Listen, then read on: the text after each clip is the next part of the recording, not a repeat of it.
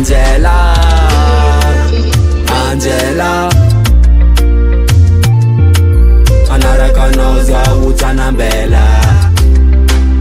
Mami kara tantili, tsara kara Angeli, itsaraka aminao zalalantery, ankilanao za omanakely. Anao hoe negaly kwiny, aminao io mampisy viliny, isaraka aminao tsatsy madiny. Valerana anao winy, kobona za somera, anatiny vokoendera. Valerana boko titilera, fandirako amitsika forevera. Na mafy karakory la guerra, anao toko kara flera. Tondotondrako tsambela kwela, big love aminao zaho Angela. Angela, Angela, davako anao hoe ny farango ela, anaraka anao zaho tsanambela. Angela, Angela, davako anao hoe ny farango ela, anaraka anao zaho tsanambela.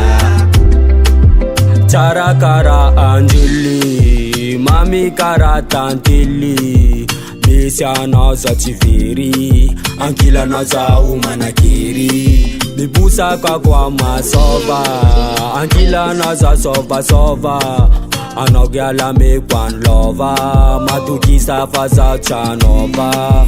Kobona zaho tsisy jala, ivikitra aminao zaho tsy ala, atsika roa hiara-dala, na ovina fa zaho tsy ala. Na mafy karakory la guerra, en plus papana mbo militaire, na ino kodona Angela, zaho anaraka anao tsanambela.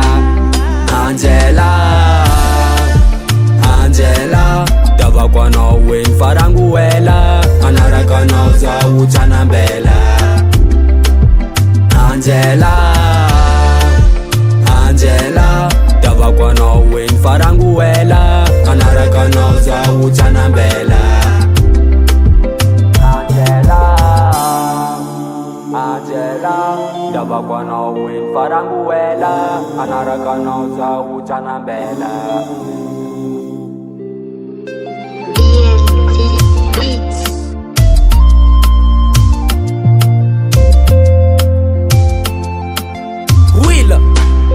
Angela, Angela, davako anao hoe ny farango ela, anaraka anao zaho tsanambela.